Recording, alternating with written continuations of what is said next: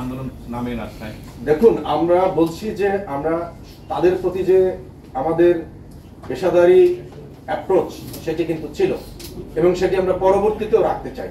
এটি আমরা আশা করি যে তাদের জায়গা থেকেও তারা এখন অনুধাবন করবে এবং এটি আপনারা স্পষ্ট করে বলতে পারেন যে যেহেতু বলবৎ আছে কাজে যৌক্তিকতা তো তাদের আর নেই, সেটি আমরা একদম স্পষ্ট করে জানতে চাচ্ছি যে তারা যদি আপনাদের অনুরোধ না মানে তাহলে কি আপনারা বিধি মোতাবেক আপনাদের আইন অনুযায়ী যে ব্যবস্থা নেওয়ার দরকার সেভাবে তাদেরকে জনদুর্ভোগ লাগবে সেই ব্যবস্থা নেবেন কিনা? আমরা তো বলছি যে আমরা অবশ্যই বদ্ধপরিকর, শুধুমাত্র যারা আন্দোলন করে ঢাকা মেট্রোপলিটন পুলিশ তো শুধু তাদের নয়, তাদের তো বাধ্যবাধকতা সকলের কাছে, আমাদের জবাবদিহিতা কিন্তু সকলের কাছে।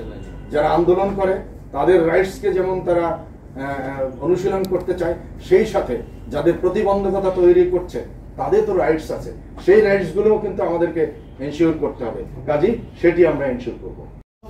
আন্দোলন তখনই বলে যখন যৌক্তিকতা থাকে। তা আমি মনে করি যে আসলে এই মুহূর্তে তো তারা আগের জায়গায় আছে, আমাদের সর্বোচ্চ আদালত থেকে যে নির্দেশনা এসেছে সেটি তাদের পক্ষে আছে। কাজে আন্দোলন যদি যৌক্তিকতা না থাকে তখন তো সেই আন্দোলন নিয়ে আসা উচিত না। সে কারণেই আমরা অনুরোধ করেছি যে তারা যেন আর এই কর্মসূচি তাদের সহকর্মীদের বা তাদের যারা সাথে যারা আছে তাদেরকে যেন জানিয়ে দেয় যেন এটি না করার জন্য। সেজন্য এখন 1টা বাজে, আমরা অনুরোধ করবো সবাইকে যদি জানিয়ে দেয় তাহলে সেটা তাদের জন্য মঙ্গল, আমাদের সকলের জন্য মঙ্গল, মহানগরবাসীর জন্য মঙ্গল এবং দেশের বিচার, দেশের আইন কানুন সেগুলোর প্রতি যে শ্রদ্ধা থাকার কথা, বিশেষ করে শিক্ষিত স্টুডেন্ট যারা তারা সেটি তাদের সেই মান বজায় রাখবে বলে আমরা দৃঢ় বিশ্বাস করি।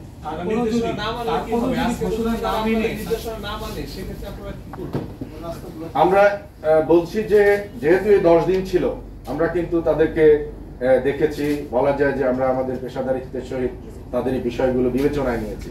কিন্তু এখন যদি রাস্তা বন্ধ হয়, এটি কিন্তু আমাদের যে বলা যায় যে ঢাকা মেট্রোপলিটনের আইন বা দেশের প্রচলিত আইন, এমনকি আমি তো কনস্টিটিউশনকেও রেফার করলাম 36 অনুযায়ী, ইট ইজ কিন্তু কমপ্লিটলি অফেন্স।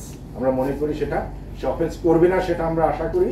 এবং যদি তারপরেও কেউ করে বিশৃঙ্খলা তৈরি করে, আপনারা দেখবেন যে গত 10 দিনে কিন্তু একজন স্টুডেন্টকেও কোথাও আমাদের পুলিশের দ্বারা কোনোভাবেই তাদের সাথে কোনো এমন আচরণ করা হয়নি যেটিকে আমাদের পেশাকে প্রশ্নবিদ্ধ করতে পারে।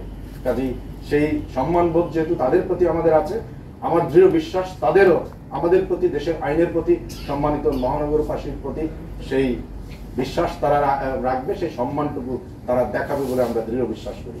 তারপরেও যদি কেউ সে ধরনের জায়গা থেকে সরে যেতে চায়, দেশের প্রচলিত আইন তো আসলে কার্যকর, সেটি কার্যকর যে জায়গায় থাকার কথা সেই জায়গায় আমরা মনে করি কি সেটা কি আপনার